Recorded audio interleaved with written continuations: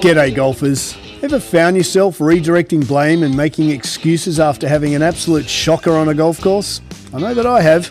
Range was closed, I was a little cold, didn't warm up, I hit it in those 3 old divots. Then we have the podcast for you. We focus on how to fundamentally own your swing. Strike it pure and consistently shoot in the 70s. Be it if you're a weekend hack, retired and playing daily, a school phenom or a tour professional. We present and discuss facts and physics pertaining to golf, trying to keep our ego and opinion at bay. We dispel myths such as keep your head down, bend your knees, or my all-time favourite, game improvement irons. So stop drinking that mythical Kool-Aid and have a sip of ours. I think you'll find it both inspiring and refreshing. I'm Scott Young, founder of Swing, PGA professional and ex-tour player. And together with physical therapist Dr. Sean Joyce, welcome to Pivot the Path. G'day golfers and welcome to 2024. Yeah, good morning. Welcome morning, SJ. everybody. How are you, sir? Doing really well. I'm excited for this year. We got a lot of fun stuff going on. Yeah, we got a good New Year's here. 28 degrees. I think we've got a storm coming in the northeast this week. Another one? Another one today. Yep. We got like 70 miles an hour of breeze coming through. Oh, good. Imagine playing Ferry Point. Ooh. 70 miles an hour, that little knockdown get that shot. knockdown going. How was your New Year's? Very good. Very wholesome and relaxed this year. I was cool. back home with the family over the holidays. Got a bit sick and all that. So we just had a really nice dinner in the city. Called it pretty early. And you were very much a crystal ball. You said to me I could be playing golf one day in Colorado and then snowing the next. And you played 10 holes with Miles. We got Shout out the big guy. 16 holes. I mean, it was 50 degrees. Played with my brother as well. We were out there in golf polos. That's even it. No took sweater. layers off. Yeah, it was Insane. sunny. It was nice. And then next day, 6 inches of snow. A couple days later, 6 more inches. So we got a bit of everything. And do you guys ski or no skiing? No, not this year.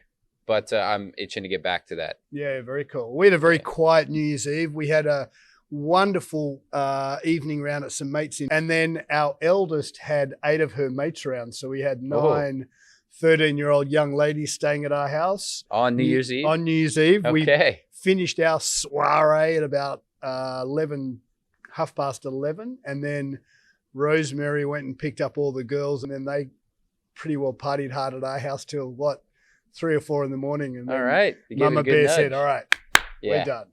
Shut it down. And then we cooked a mad storm of a breakfast the next morning. It was really cool. We have an open house, so we love having kids to stay. Yeah, really cool. Revolving door. And it's very cool. It's very cool. Good fun. And then what have we got? News from the fairways. Probably the biggest news this week was Tiger. Yeah. Something happens with Tiger. It's everywhere. Nike. I'm a bit over everything at Tiger dominating the industry, but I'd love to see the PGA Tour blast out that Chris Kirk won. I think that was an amazing story. Yeah, really cool. He's obviously represents a bit of the normal Joe, been ups and downs, had his depression, and is a real character. Almost walked away from golf entirely. Yeah, I just love the tour to get away from a little bit of Tiger and Tiger's son and get back to actually our current status. So Chris Kirk, great story. Yeah, I was amazed watching. I'm familiar with the name and I love watching golf, but I didn't realize he's won 6 times on tour. He's won 6 events. 6th. Yeah. And it's kind of a sleeper in that regard. He's won $29 million to date. Yeah. Dude's got some cash in the bank. Yeah. He's done well and been around for quite some time. So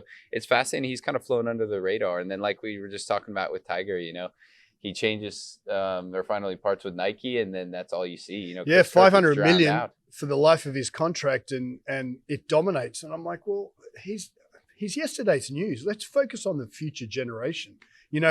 He's such a Taylor Swift in terms of all he or she have to do is, and I love the swizzle, but we got to move on in golf from Tiger, I believe. It's time we support these guys and we look for the next 20-year-old phenom. And I thought Chris handled himself amazingly well. He was so calm. Remarkable how his demeanor was consistent from start to finish, especially on that last day. Yeah. I thought that last 6 under was literally like he was playing with you and I on a Wednesday at Ferry Point. Yeah. Which maybe you should ask him. Hey, yeah, let's get him out out there. Ferry Point and go play. I mean, guys and girls out there, he represents the normal golfer. He only hits at 280. He's not, I think he's 50th or 40th. Wiki checkers don't fact me, but I think he's around 40 or 50th on driving distance. So he's not crunching at 300 yards. Nope. He putts obviously very well, but his demeanor and his mental application was just rock solid. Yeah. Where Unfazed. You and I were here together and we were watching, compare that to Brendan Todd.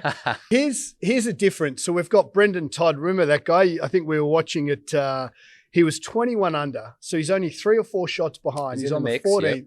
Hits his driver, snap hooks it or snap cuts it, and snaps his driver. And he's got a potential to win the event. That's insane. Like, you've got to learn, guys and girls, from every angle. You've got to learn to control your emotions. We see it here practicing. When golfers come in here and they're having a terrible week, we absolutely see their practice here diminish. Yeah. And you and I had a comment. We're like, what's this guy thinking? Yeah. It's entertaining to watch, but disastrous for his round. Then he's stuck with 3 wood. And I think he finished double, par, birdie, double. Yeah. So instead of coming top 10, getting another 400 grand, remember, you've got to keep over 1.2, 1.3 to keep your card. Yeah. Top 100, top 120. But instead of actually just holding his composure, he now puts his game for the entire calendar under pressure, which if he came 5th or 6th, he's 21 under with 5 holes to play. Yeah. So he just keeps plugging along, finishes top 10, earns another 400 grand. All of a sudden pressure gets taken from his game. Yeah. But he doesn't control his temper. He snaps his driver and now his game's under pressure for next week. Yeah. Because maybe this coming week his driver doesn't feel as good, or maybe it's a little different. Yeah. So what we try to do is to say, here's what the world's best are doing. What can we learn from it?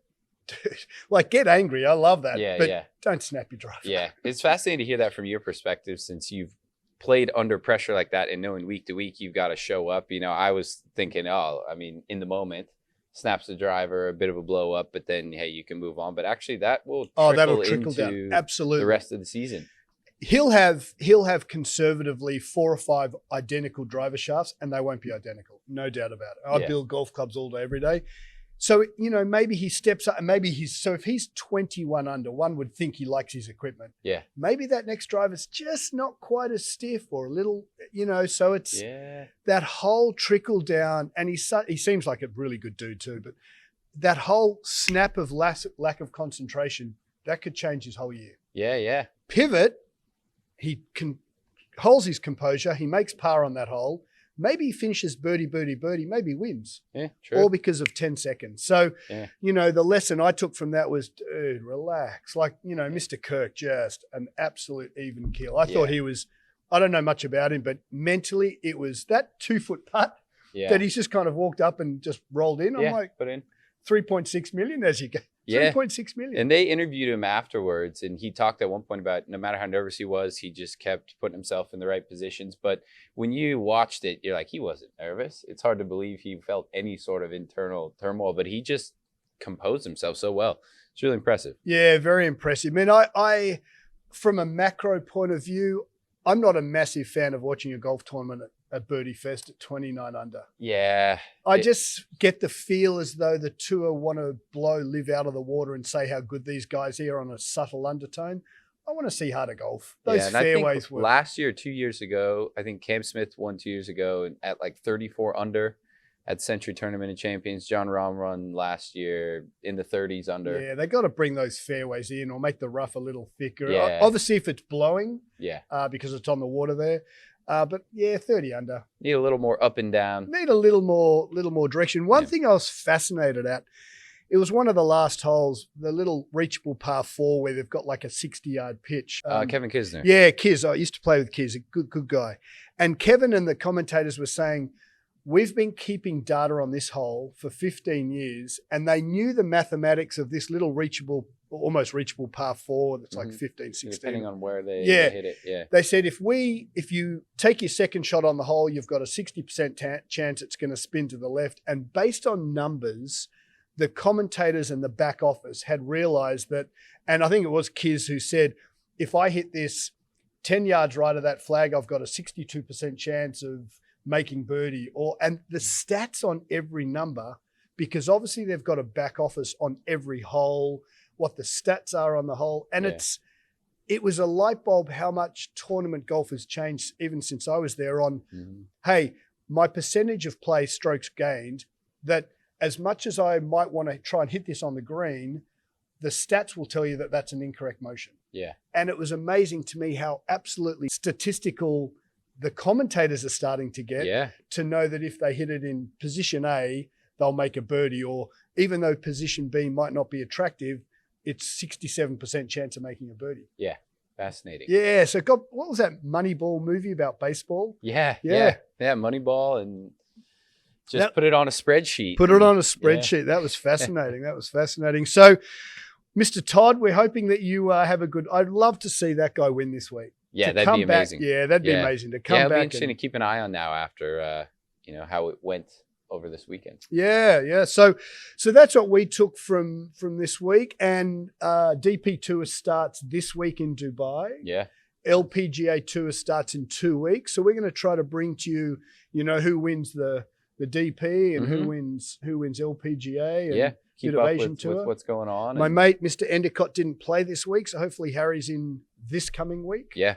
That'd be awesome. Nice to see. Yep. How was your week at number one at group training? So our group training's kicked off the year with a we got a nice big gusto. group. It's awesome. I think the first day in, of course, after holidays, everyone's drinks, food. It's a little rough getting your first workout and sweat in. So they hit it hard. How were they? So what do you mean by that? Were they just a little bit sluggish, or is it and I energy? think it's 6:30 in the morning. We started on the 3rd of the new year, so it's just getting back into the swing of things. But no better way than to rip the Band-Aid off. And so, what do you suggest for everyone out there who's maybe week 1 of January? They're still a little get in the gym, start sweating, get running, whatever it is. Just break the seal and start again. Who have we got this week? So we got a really interesting group, tons of variation across the board with, very mobile versus some really stiff, serious injuries from years past kind of stuff. What type of stuff we got there? Pelvic fractures. That's right. So we've got one of our surgical wonderful repair. We've got a wonderful ex-Marine. Without going into too much details, he's basically shattered his pelvis in half. Yeah. Longitudinal. It's been fixed together with screws, so bones fused after the decade. So it literally has less capacity to move. And then we have another one in particular that is about as mobile as it gets. Which is fascinating. And he's got his brother here. One's a big boy, ex Division 1 tennis player, and Ash, who's a little less stable. He's like me. Yeah, so it's pretty fascinating. How do we sit down and we talk about their screen, but how do you explain to Ash and to Addie how they're brothers, but yet they're polar apart in movement? Do you have that conversation? Yeah, actually, that's the easy part. Is I don't say much to them. The first day of group training always is, let's see how these guys move. And they don't really know, but I'm just testing them out. Yeah. So what type of things? Put them through exercises. They learn themselves. And you take the one who's very stable and more stout and put them through an exercise, crushes it, no big deal. The other brother goes in who needs the stability, way too mobile, and he's falling apart. And then you get him in another exercise where it's vice versa, and they realize real quickly where they stand relative to each other, but then in the spectrum of stability versus mobility, all of that. Which one do you think is an easier fix, or are they not? You can't say that. Hard to say. It depends a lot on the person and if they want to change it, first of all, if they see it as something to improve upon. And then just how you do it. But either way, it takes a lot of dedication and reps. So one's going to be a bit more mobility focused at first. If you're on the stiffer side, you got to break through whatever restrictions you may have. And then on the other end, if you're very mobile, it's difficult because you have to learn to feel and control the right muscles to give your bones if you're lacking stability. Yeah. So that again too needs a lot of reps, but very different things. Interesting. Yeah. So the two brothers and they're great. Everyone's, we really pride ourselves in having a really wonderful community here. They're great guys, but it's interesting that the one who's a little less mobile, Addie, was a very, very good tennis player. And ironically, Ash, who should move better, didn't play a lot of sports. So he's like a rubber band. He and I are very similar in that he'll come in and come from the inside like 15 degrees and his brother comes outside 2 degrees. Yeah. And yet his brother's more sporty, in commas, and yet his brother, who's this big guy, what is he, 6'4", he's a big dude, is looking at his younger brother going, oh, I want some of that. Yeah, That's always golf. I feel like it's confronting of the things you're not good at. But it's funny in that way, a lot of the things that you try and overpower and do naturally in golf aren't always so the the big best goal things for overpower, the swing. is that what you see in the movement? Does he try to overpower stuff as well, or is it too early? A little bit early, Yeah. But it's just he does really well in the things that require more stability and strength, and then is struggling in the things requiring a lot of mobility, and then it will be opposite for his brother. Interesting. Yeah. Interesting. So what would you recommend start of the year? Everyone wants to get on the fitness bandwagon. We just keep churning along here, but would you explain that if someone wants to change and take a step forward on fitness, they've got to, we get back to the buckets, they've got to work out who they are. They right? got to know, you got to know what you're good at, what you're not good at, so you can spend time on bringing up the things that are more difficult for you. Yeah, we had another young new client yesterday, and this kid was absolutely fascinating and very proudly is the epitome of what swing's about. So he emails me and says, oh, we heard you doing some cool stuff. This kid got down to 5. He's about 30. Mm-hmm. And I put him through the screen and he had 16, 17 degrees of, he's a right-handed golfer. Mm-hmm.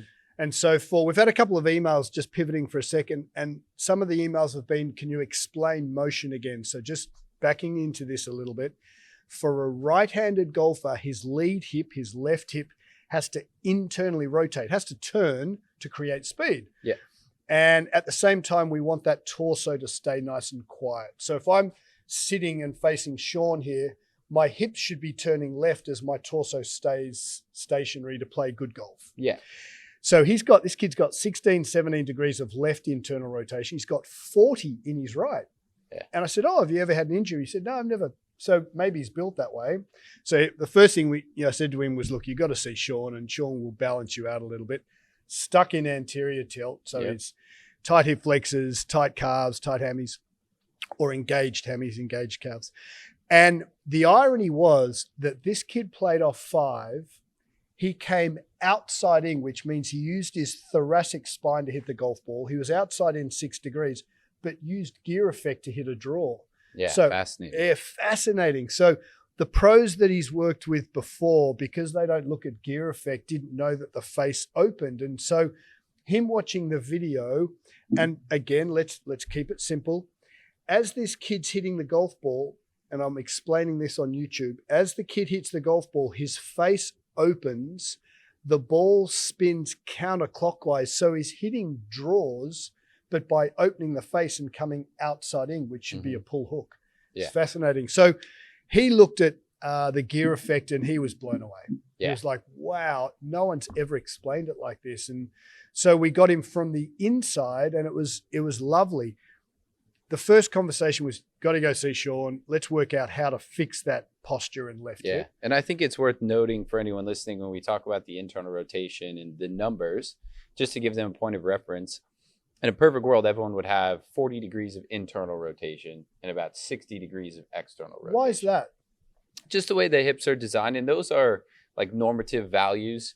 So, and when you mix in, the context of people's injury history and genetics and this and that, there's a lot of variation in that scale, but that's what you're looking for, is 40 degrees internal rotation, 60 external. So this kid, he was fascinating, but because Will was stuck in anterior tilt, maybe we can talk about how that basically diminishes any hip mobility he's got. Mobility. Yeah, so when you take any joints, but especially in the hips, it becomes very apparent because they're very mobile. So you should have, like we talked about, that 40 degrees internal, 60 degrees external.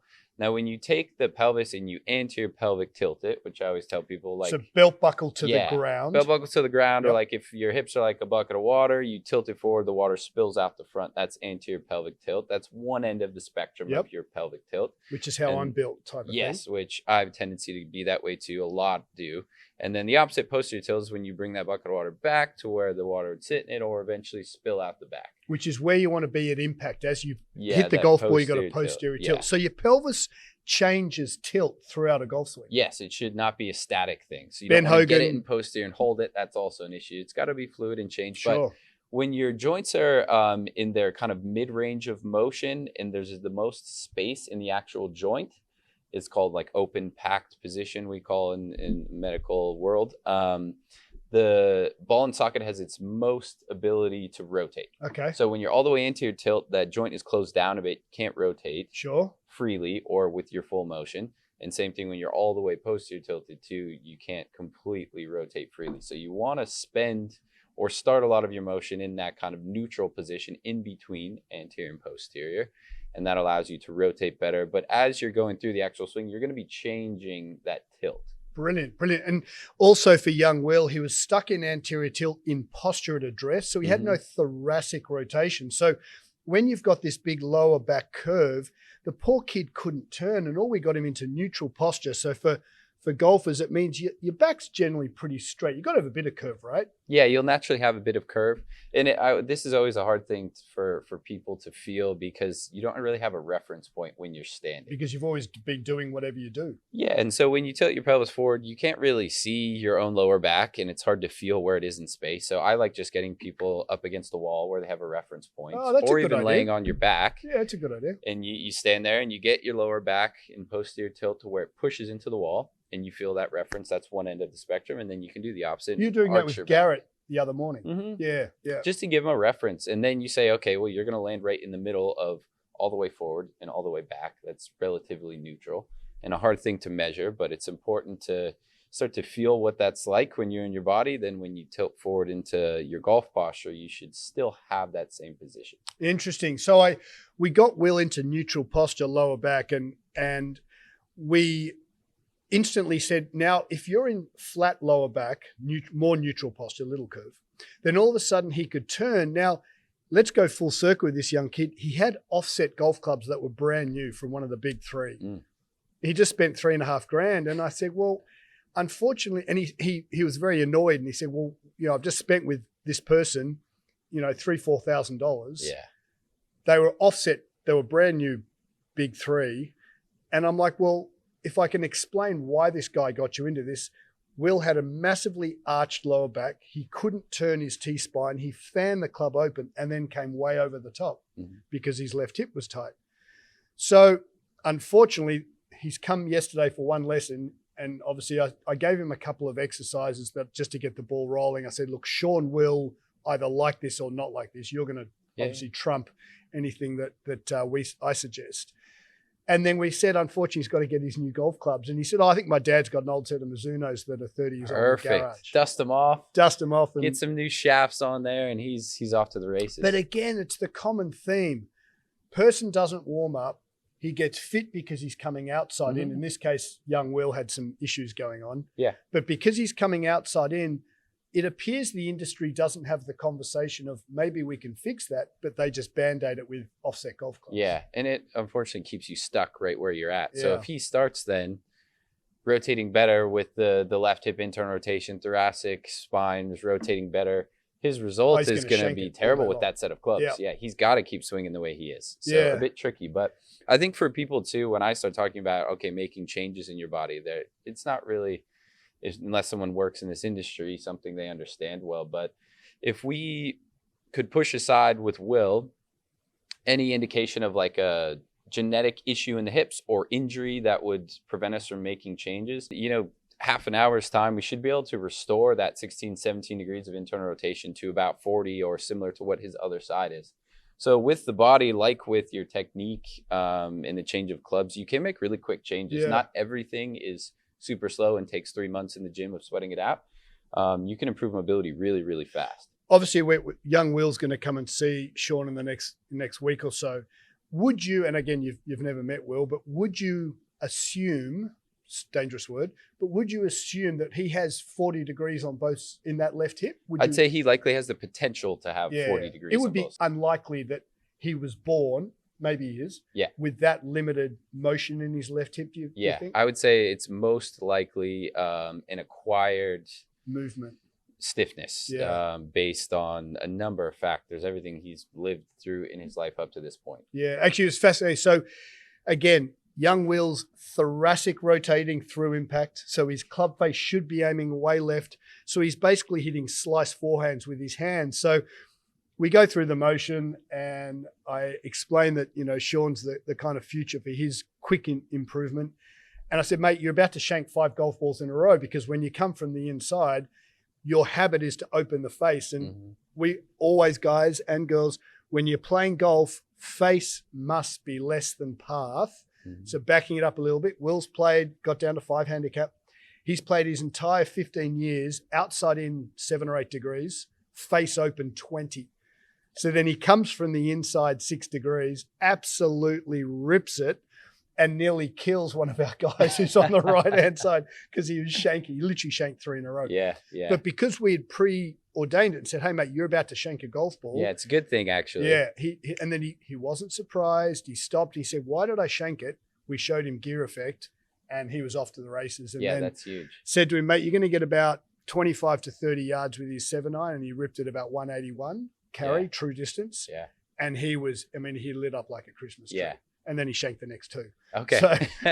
So we're going to have to work on young Will to be really patient. Yeah, and allow that change to sink in and then stick, hopefully. So we got a little technical, and then his dumb down, because he played a fair bit of tennis, was topspin forehand. Okay.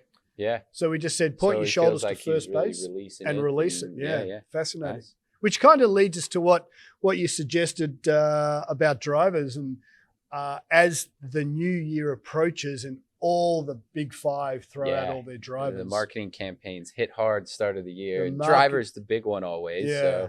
So, we get every major brand will launch, and they're all competing for selling the most heads.